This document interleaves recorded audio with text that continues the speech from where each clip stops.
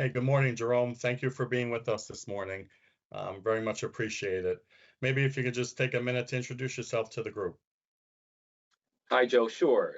Jerome Mychalowych. I'm the SVP of Global Tax at Pfizer. I lead the tax team, and I've been, the leading tax groups for the life sciences companies for the past 10 years. Okay, great. So we've selected the opening session for the Global Life Sciences Summit 2024 to be around BEPS Pillar 2 to help our audience understand the importance of BEPS Pillar 2 and why it is a top priority for the C-suite across life science companies. It'll be great if you could shed some light on the importance of BEPS Pillar 2 and why is the C-suite priority. So Pillar 2 has a big impact on our company going forward, and it adds a level of uncertainty and additional tax cost, both of which interest and are interesting to the C-suite, and also nobody likes uncertainty. So they have been listening and paying attention more as an annoyance. It's interesting because Pillar 2 was originally touted as aiming to provide greater tax certainty, and in many ways it's done the opposite for us. Yeah, no, we're hearing that across the industry. Thanks, Jerome. So, how have you involved or brought the C-suite and the audit committee up to speed on BEPS Pillar 2 and the potential impacts and challenges that your organization will face going forward? So I've recently met with the CEO. I'm new to Pfizer. I've come back to Pfizer recently, met with the CEO to give him an update of where we are with respect to Pillar 2 at the end of last year. I participate in the audit committee meetings at least 1 to 2 times a year. They're certainly interested in any risks to the company, and given so much uncertainty, they are interested in a constant update on where we are with respect to Pillar 2. And then I speak frequently with the CFO to give him updates on Pillar 2. The legislation lacks clarity in a lot of areas, and so things, Pillar 2 is upon us for quarter 1. Now in 2024, we're going to have to try to forecast that in our annual rate. He's interested in what the impact is, to the rate, because we're trying to forecast it for the year. And given so much uncertainty around how to actually apply it, we're still waiting for a lot of direction. And so he stays up to speed on that. We've also, of course, explained the compliance burden due to the complexity. And so I feel like I get a good audience, with them. The challenge, I think, is we've been talking about it for so many years, Pillar 2. So there's a challenge of communicating the impacts and the risks to the C-suite, the CEO, and the CFO in a concise, informative, and I'll say non-tax way, so that they understand and stay interested in it. They're kind of tired of hearing, my sense is they're kind of tired of hearing the sky is falling on this and that the burden is so tremendous. So I try to keep it to the point and present what they need to know from their perspective. And certainly if we have to make any decisions, what they need to be armed with there, and kind of trying to keep it short. Yeah, oh, great. It's not sweet, so it's not short and sweet, right? Yeah, exactly. So what steps has your team already started to take to establish a strategy that will allow for the efficient collection and standardization of financial data that will be critical for modeling and reporting in the future? Yeah, so I'd say the entire team, from planning to tax operations, has been engaged in understanding Pillar 2, what it means and the impacts to the company, and they stay very connected in a very good way. The tax ops team's been, busy trying to model the impacts, especially for our most material jurisdictions. We've never done a full dry run of all of the jurisdictions that we're in, but just trying to capture the material ones. And then from a standpoint of a solution, we're busy working on a digital solution, not just for Pillar 2, but for the rest of our reporting and compliance needs, that captures all the data from all the various, information data sources in the company in one place, so that everybody can pull it what they need reports wise. So instead of every individual member going out and pulling data from all these different places, we put it in one place. But it's not like the traditional old, like a tax data hub. It's more automated than that. And so it does, self-checking and self-reconciling to make it easier to use. So we're just testing that. We're trying to do a dry run for Q1 to see if that works, parallel testing with our old method. But I think it's important to come up with that digital solution, and in a time when budgets are getting tighter and we're not able to hire more people, the only outlet really is to rely on more technology. Yeah, that's leading into my next question, Jerome. So how are you navigating the resource constraints of having a stand-up BEPS and getting ready for BEPS, in addition to all the other tax reporting obligations and planning obligations of your organization? So obviously the additional compliance burden is immense. We have to do our best to estimate, right, the globe and Pillar 2 calculations and the over 130 jurisdictions in which we operate.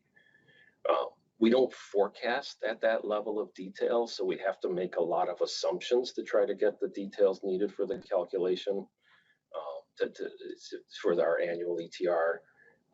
Obviously, there's a lot of risk inherent in that, and so it's a bit of learning as we go. Now with Q1 being the big test, we rely both, as far as the actual calculation, we rely both on a third-party model, and then also, at the time now, running our own, background Excel calculations to check that and to really more from an understanding perspective, to understand what levers move the calculation most.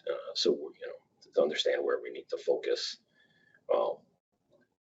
The lack of clarity in the Pillar 2 provisions of how to apply it makes it difficult because we have to run various models, trying to model what could happen if more guidance comes out of the OECD. If the law changes in the US, we also have to try to model that. Obviously, in our industry, we have a large amount of R&D expense.